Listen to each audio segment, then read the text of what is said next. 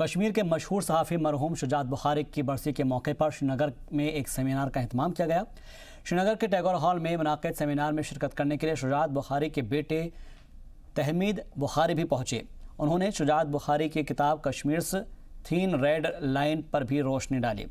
आपको बता दें कि आज ही के दिन साल 2018 में सहाफ़ी शुजात बुखारी को दहशतगर्दों ने गोली मार दी थी। हालांकि बाद में उनके कातिल नामिद जट को सिक्योरिटी फोर्सेस ने एनकाउंटर में ढेर कर दिया था। Do it without him and passing my board exams in 10th. I did it all without him and Alhamdulillah, by the grace of God, it went very well. तो किताब compile करने में कितनी मुश्किलात पेश आई और किस तरह से ये जो किताब आज हमने लॉन्च की, ये कंपाइल करने में ऑब्वियसली इमोशनल बहुत सारी मुश्किलातें आई। मेरी वालिदा ने कंपाइल की, उन्होंने बहुत हिम्मत दिखा के ये आर्टिकल्स उनके पिछले कुछ सालों के कंपाइल करके एक किताब की शक्ल में सबके सामने रखी। यहाँ पे बुक रिलीज़ है आज शुजात साहब की लिखी हुई किताब का। आज उनकी बरसी मनाई जा रही है, पहली बरसी है। गम का समा है ही पूरे सहाफ़त के। इधर ये कश्मीर में जितनी सहाफ़ी हैं और जो सहाफ़त है उसके लिए गम का मौका है। और जो सबसे बड़ी जो इसमें एक सानिया इस मामले में कि अभी तक इसमें एफआईआर तो हुआ था, अभी तक चार्जशीट नहीं हुई है। केस का सॉल्व क्या है, कब सॉल्व होगा वो कुछ पता नहीं है। तो वो एक सीरियस कंसर्न है इस मामले में।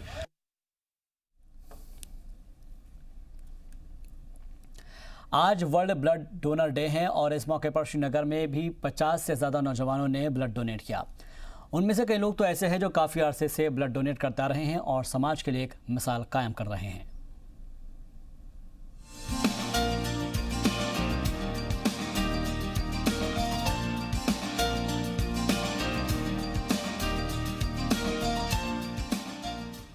श्रीनगर के रहने वाले शबीर अहमद आज तक 166 यूनिट ब्लड डोनेट कर चुके हैं। शबीर की माने तो वो साल 1980 से ही ब्लड डोनेट करते आ रहे हैं। इतना ही नहीं, वो इस नेक काम के लिए दूसरों की भी हौसला अफजाई करते हैं। इंशाल्लाह मुझे 200 तक है। मेरे आगे जो बंदे चल रहा है तो वो मेरा रिकॉर्ड भी तोड़ सकते हैं। तो लेकिन कुछ लोग जो इसमें काम ही नहीं करते, वो हर रोज़ाना अखबार में ऐसे निकालते हैं और कुछ लोग नुक्ताचीनी भी करते हैं कि ये अपने लिए करते हैं। लेकिन खुदा गवाह है कि मैंने आज तक। किस साल से आपने शुरू किया ये? 1980 से 1960 से आज तक। शबीर की ही तरह गुलाम हसन मीर भी 50 यूनिट से ज्यादा ब्लड डोनेट कर चुके हैं। गुलाम एक गरीब कुनबे से आते हैं, इसके बावजूद वो अपने फर्ज से पीछे नहीं हटते। मतलब शौक से देते हैं हम ब्लड। किसी की जान बच जाए हमें दुआ मिलेंगी, इसीलिए हम देते हैं। हॉस्पिटल में जाते हैं, हर जगह जाते हैं। हमारा नंबर इंटरनेट पे लगा हुआ है। हॉस्पिटल में जाते हैं, हर जगह जाते हैं। हमारा नंबर इंटरनेट पे लगा हुआ है।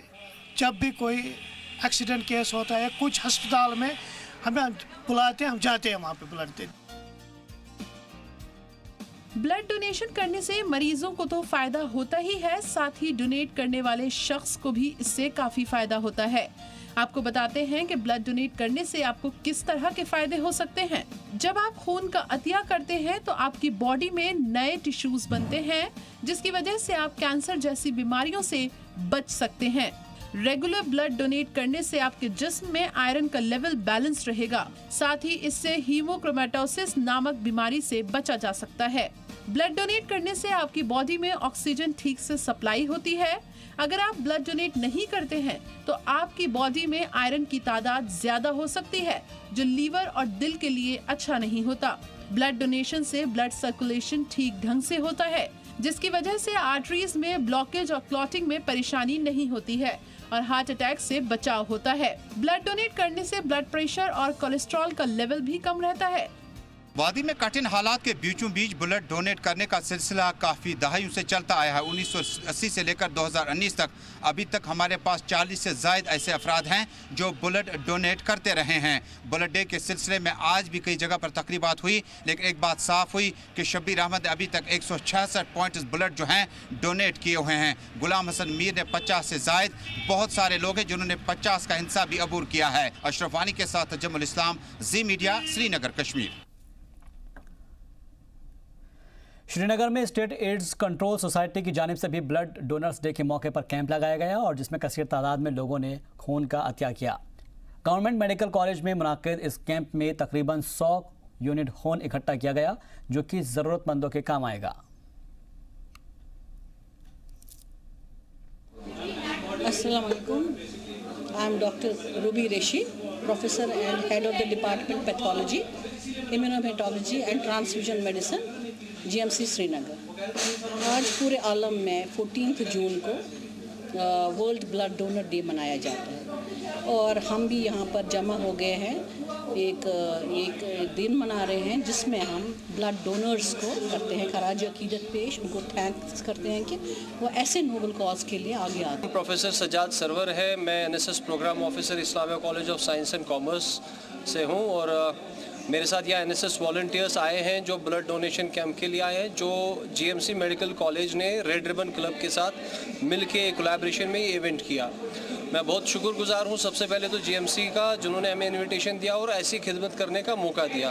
ये जो एनएसएस वॉलंटियर्स हैं अक्सर ये ब्लड डोनेशन देते रहते हैं होली कॉज के लिए। डॉक्टर मुदस्सर मखदूमी है, मैं इस्लामिया कॉलेज से हूँ, एनएसएस प्रोग्राम ऑफिसर। यहाँ पे 14 जून जो मनाया जाता है वर्ल्ड ब्लड डोनर्स डे, ये जीएमसी के कोलैबोरेशन के साथ हम लोग आज यहाँ मना रहे हैं। डोनर्स डे है तो हम सबको ये मैसेज देना चाहते हैं कि हमें ब्लड डोनेट करना चाहिए। इसमें कोई डर वर नहीं है।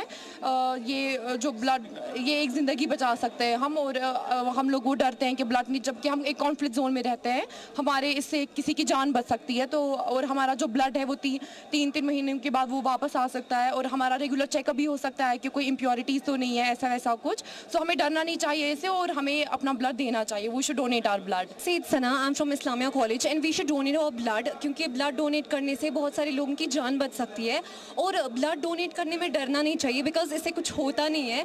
और जो हम ब्लड डोनेट करते हैं कुछ ही मंथ्स में, 3 मंथ्स में या कुछ ही दिनों में वो ब्लड वापस हमें आ जा सकता है and we should donate our blood.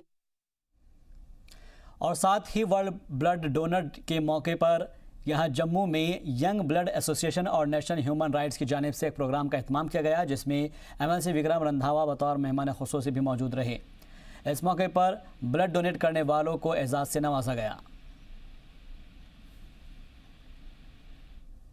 देखिए, मैं समझता हूं कि हमारी जैसी यंग ब्लड एसोसिएशन या ISBTA चैप्टर या नेशनल ह्यूमन राइट्स, ये संस्थाएं सेवियर्स, जीवन रक्षा, बड़ी संस्थाएं बन चुकी हैं जो रक्त के शिविर लगा रही हैं और इमरजेंसी में 1-to-1 लेवल पे हेल्प भी कर रही हैं। मैं समझता हूं जो सबसे बड़ा दायित्व है इन संस्थाओं को प्रोत्साहन देना, ये सरकार का और मेडिकल कॉलेजेस और ब्लड बैंक का काम है।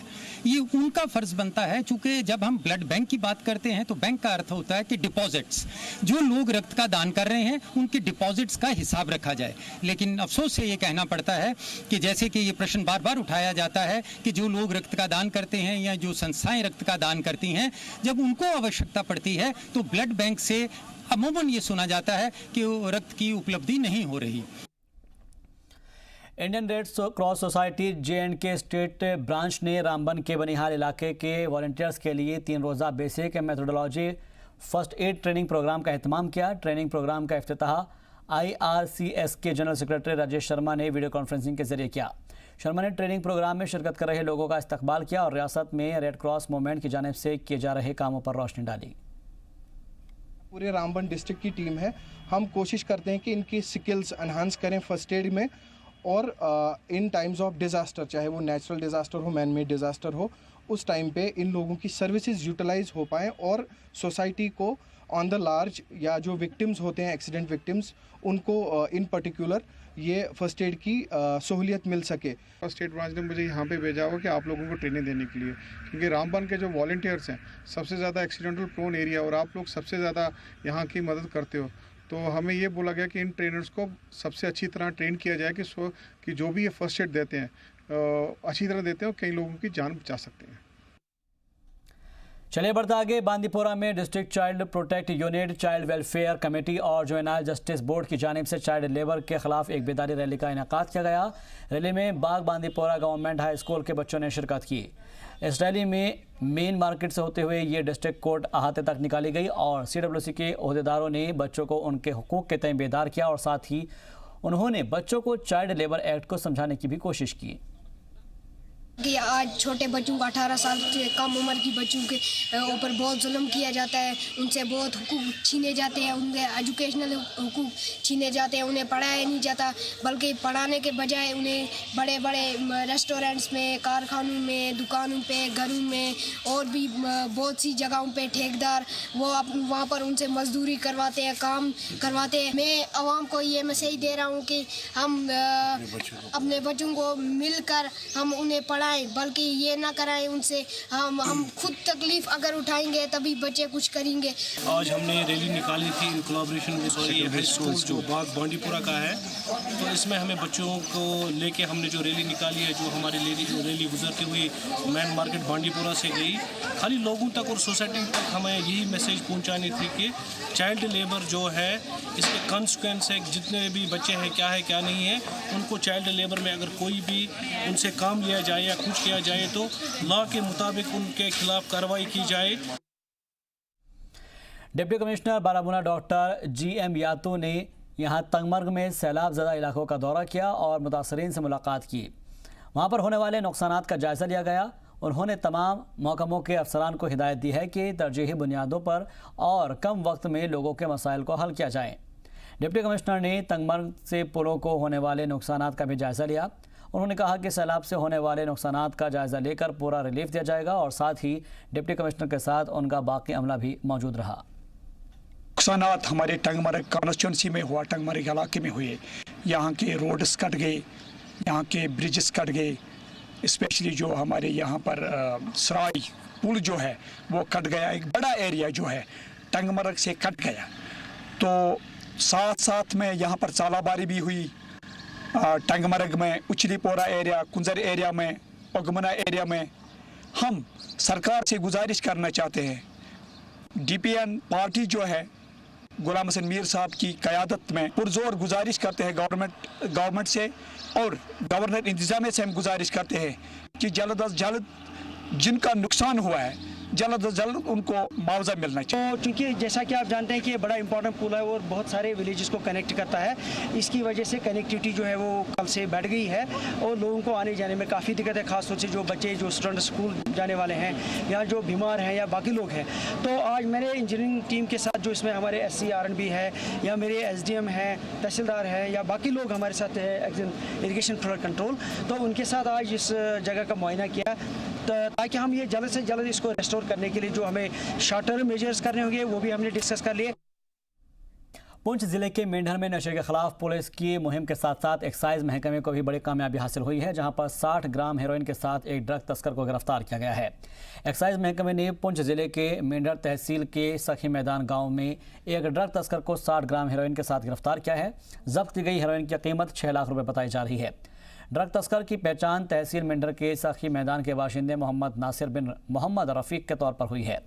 एक्साइज महकमे के अफसर मोहम्मद आरिफ ने बताया कि मेंढर के मोहम्मद नासिर पर कई दिनों से नज़र थी और ये कॉलेज के बच्चों को ड्रग सप्लाई किया करता था, लेकिन अब इसके बाकी साथियों की तलाश की जा रही है ताकि ये मालूम हो सके कि ये हेरोइन कहाँ से लेकर आता था और कौन कौन इनके साथी है।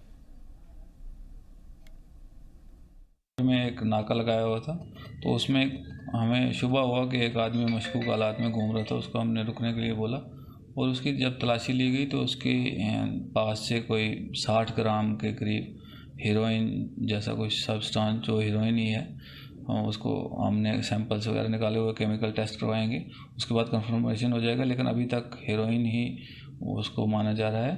तो ये जो है आगे सप्लाई करता था, ये सप्लायर था मेंढर में, आगे बच्चों को, कॉलेज के बच्चों को या दूसरे लोगों को जो है सप्लाई करता था छोटी छोटी क्वांटिटी में। तो इसको हमने कल अरेस्ट किया है और आज हमें इसको कोर्ट में पेश किया हुआ। जम्मू के नगरोटा में आर्मी पब्लिक स्कूल के बच्चों ने स्ट्रीट प्ले के जरिए मकामी लोगों को माहौलियात के सफाई के तय बेदार किया। प्ले के जरिए बच्चों ने लोगों को साफ सफाई रखने और साफ माहौलियात की अहमियत पर रोशनी डाली।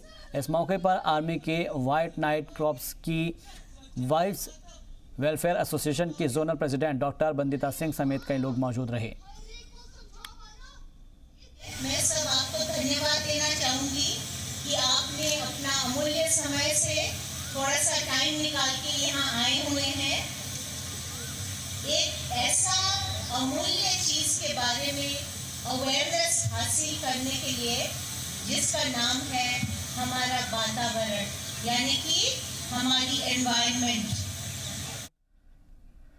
श्रीनगर में कौमी कौंसिल बराए फ़रोग़ उर्दू ज़ुबान के डायरेक्टर डॉक्टर अकील अहमद ने अंजुमन उर्दू सहाफ़त के साथ एक मीटिंग की और ये श्रीनगर में उर्दू जर्नलिस्ट का एक मंजूर शुदा इदारा है जिसके सदर रियाज मलिक हैं।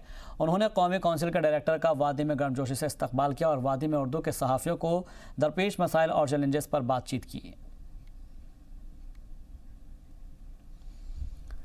कौमी कौंसिल बराए फ़रोग़ उर्दू ज़ुबान के डायरेक्टर डॉक्टर अकील अहमद ने श्रीनगर में एक प्रेस कॉन्फ्रेंस की जिसमें डॉक्टर अकील अहमद ने बताया कि 15 जून से 23 जून के दरमियान एक all India Urdu book fair का इनेकाद इकबाल लाइब्रेरी कश्मीर यूनिवर्सिटी श्रीनगर में किया जाएगा।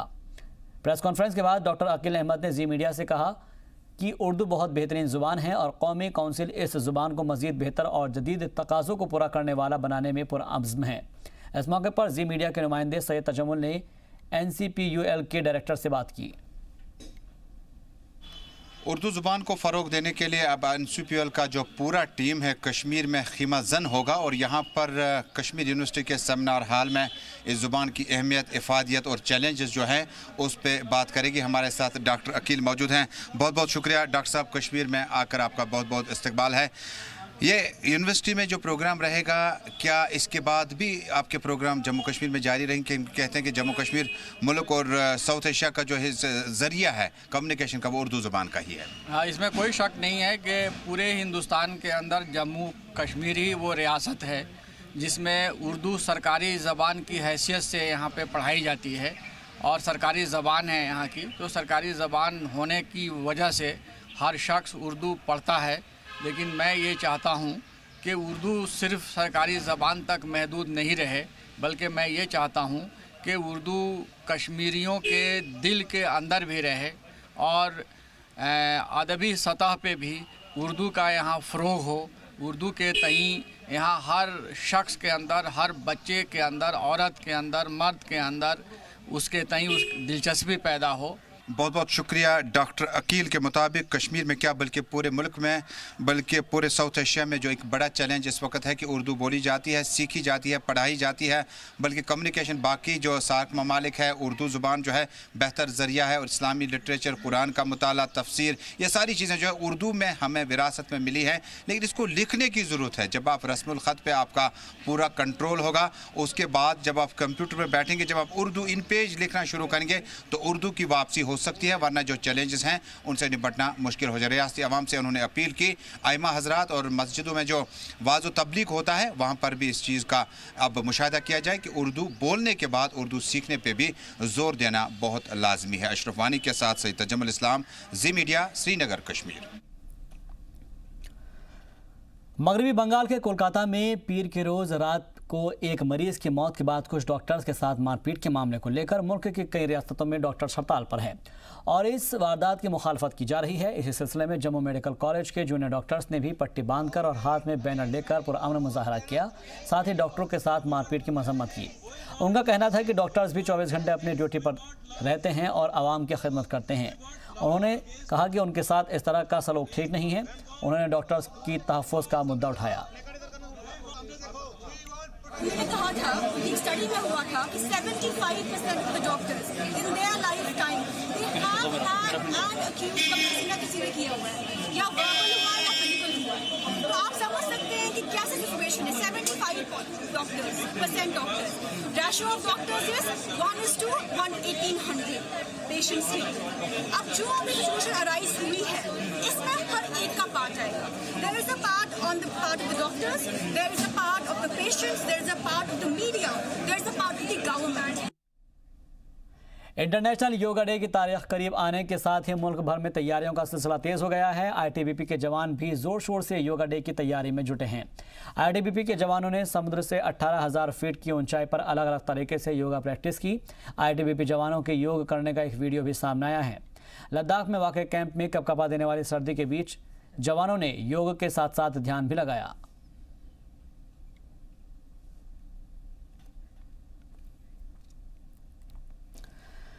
कश्मीर की लड़कियों में हिंदुस्तान के नेशनल गेम हॉकी को लेकर क्रेज बढ़ता जा रहा है और वादी की लड़कियां नेशनल लेवल हॉकी में अच्छा मुजाहरा कर रही है।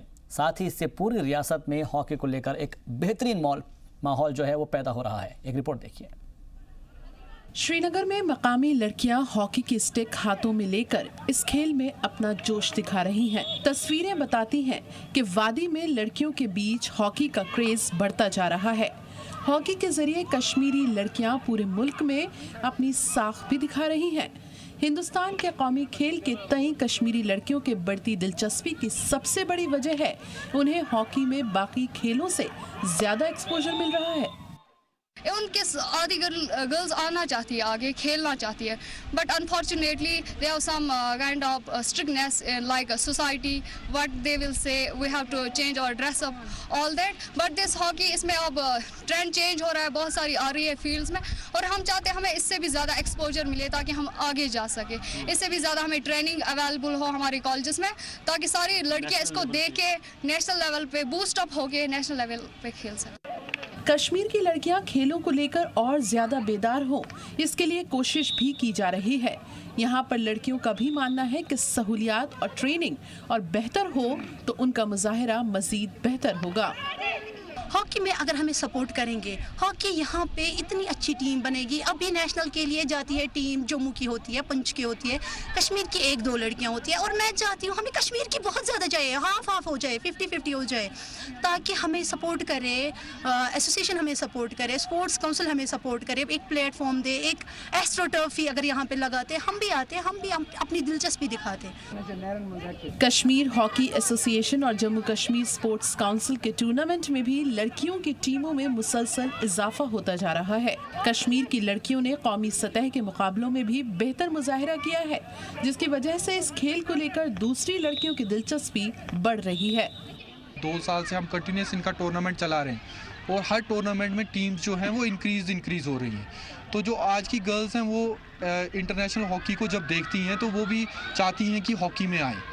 जिस तरह से कश्मीरी लड़कियों के बीच हॉकी का क्रेज बढ़ रहा है, उसके मद्देनजर ये उम्मीद की जा रही है कि आने वाले दिनों में कौमी और बैनुल-अक़वामी सतह पर भी कश्मीर के खिलाड़ी शानदार मुजाहिरा करेंगे। ब्यूरो रिपोर्ट, जी सलाम। गांदरबल के गुटलीबाग इलाके में 24 RR गुटलीबाग आर्मी कैंप की जानिब से वॉलीबॉल टूर्नामेंट का इनेकाद किया गया, जिसमें गांदरबल की 12 टीमों ने हिस्सा लिया। इस टूर्नामेंट का फाइनल मैच गांदरबल वॉरियर्स और गुटलीबाग टाइगर्स के दरमियान खेला गया। ताहम गुटलीबाग टाइगर्स ने गांदरबल वॉरियर्स को शिकस्त देकर फाइनल अपने नाम कर लिया।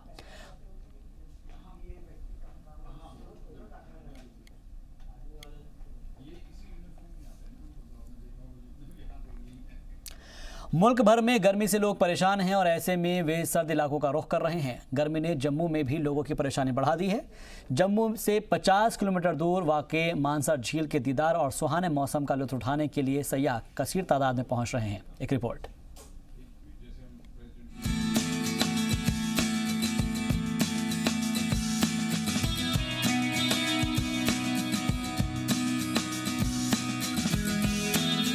जम्मू से तकरीबन 50 किलोमीटर दूर मानसर झील को महज एक मजहबी और पिकनिक स्पॉट के तौर पर ही जाना जाता है, लेकिन अब मानसर को एक ऐसे सयाही मकाम के तौर पर डेवलप किया गया है जिसने नौजवानों के दिलों में भी दस्तक दी है।